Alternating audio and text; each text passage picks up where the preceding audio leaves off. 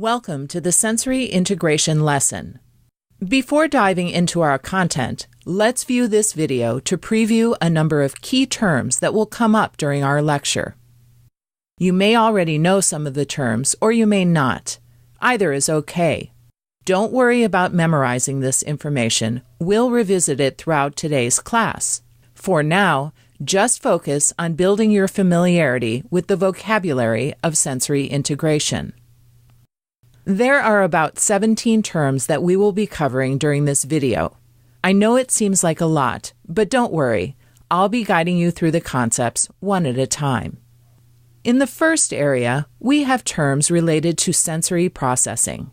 This vocabulary introduces the topic of sensory integration, which is also called SI for short. Our starting point is the senses. As you are probably already aware, we have 5 commonly known senses: vision, hearing, taste, smell, and touch. We also have 3 lesser-known senses: Interoception, Proprioception, and Vestibular. The first of these lesser-known senses, Interoception, involves the sensations we feel internally in our bodies through the viscera. Examples of interoception include feeling a fullness in the bladder if we need to urinate, or feeling an emptiness in the stomach when we are hungry. Interoception also signals pain and other bodily states. The next is proprioception, a sensory system that provides information about the length, position, and tension of our muscles and joints. It tells us about our body position and where we are in relationship to objects and people in our environment. For example, say you wanted to pick up a glass of water off a table. Our proprioceptive system tells us the angle to reach our arm and the position our fingers need to be in to grasp the glass effectively. Then, proprioceptors let us know how hard to grip the glass so that it doesn't slip through our fingers or break from using too much pressure. Proprioceptive input contributes to motor skill and self-regulation. The last of the sensory systems, our vestibular system, provides information about balance, posture, and our body orientation in space. Vestibular receptors are located in our inner ears and respond to head movement, so this system helps us stabilize our vision even when our head is in motion. We use our vestibular system for any physical activity that requires balance, like skating, dancing, standing on tiptoes, or jumping. We know our vestibular system is overloaded when we get dizzy or experience motion sickness. Vestibular input contributes to motor skill and self-regulation. Now that we've reviewed the senses, we need to explore the process of how we use them. The first step is perception, which for our purposes simply means the process of becoming aware of something through our senses. There are 3 aspects of perception. The first, registration, is the brain's unconscious ability to take in information from all of our senses and select which input will receive attention and which will be disregarded. In other words, it's what our brains decide to notice. As a general rule, we tend to register novelty. For example, we register movement, like when we see a bird flying by. We register unexpected sounds, like when we hear a siren behind us when we're in the car. We even register smells, like if we come into the house and smell chocolate chip cookies baking.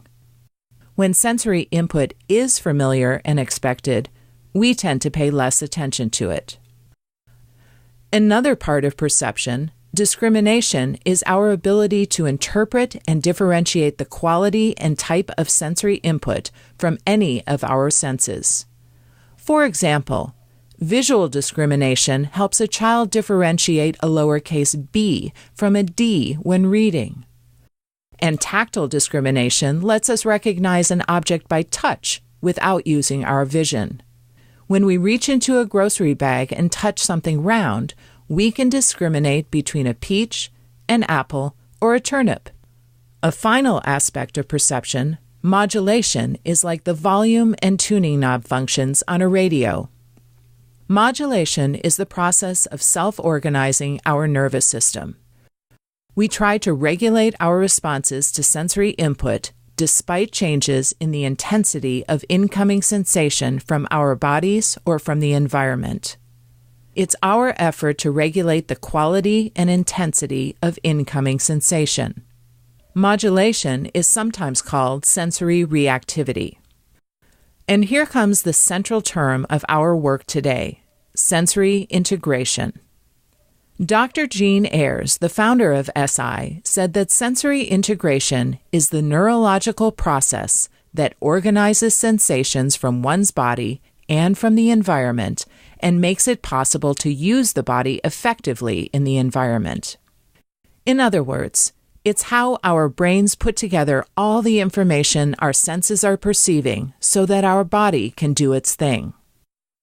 Now we will change gears and learn about 4 big ideas related to how we use sensory integration treatment to help people with SI difficulties. Collectively, we'll call these the principles of intervention. First, intrinsic motivation is when someone is driven by internal rather than external rewards. For example, a child's innate desire to play and master engaging challenges is an intrinsic motivation. Intrinsic motivation is necessary for SI interventions to work. Second, Therapeutic Alliance happens between a therapist and a client in the intervention setting. It is a relationship characterized by mutual respect, collaboration, trust, and emotional safety, factors vital for the therapeutic process. Third, a Just Right challenge is an activity that can help us build new skills and abilities while simultaneously being responsive and adjustable to our current level of functioning. We might think of this as a Goldilocks activity. Not too hard, not too easy, but just right.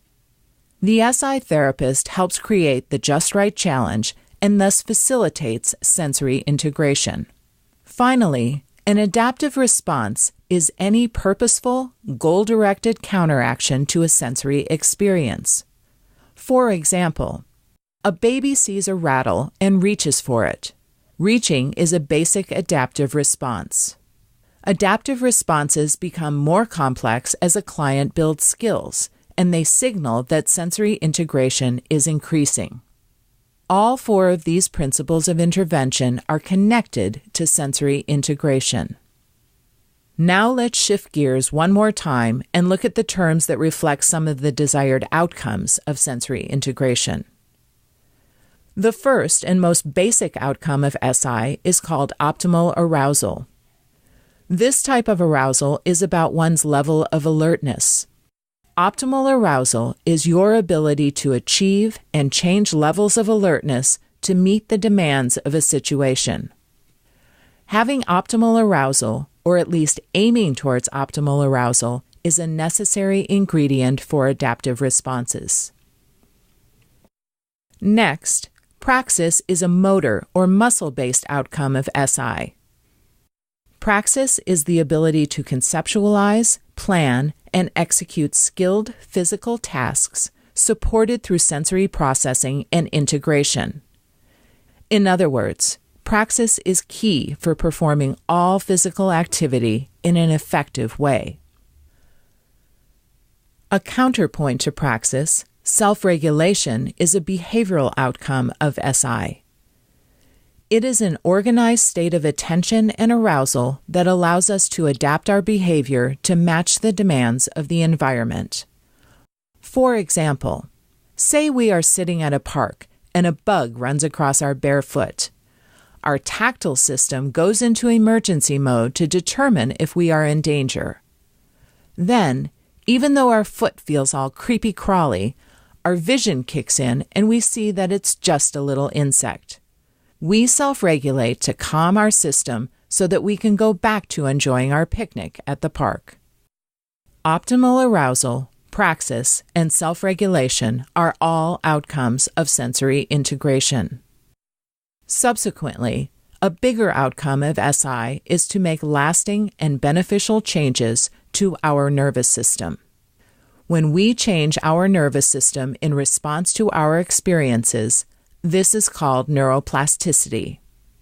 A common example of neuroplasticity is when a person undergoes rehab and regains brain function or movement after having had a stroke. SI activities promote neuroplasticity. A final SI outcome is occupational engagement. This goal is more global.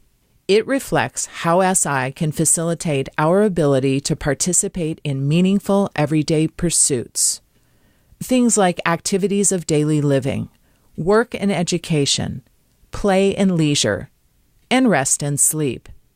Participating in these activities supports and builds our sense of self-esteem and self-worth.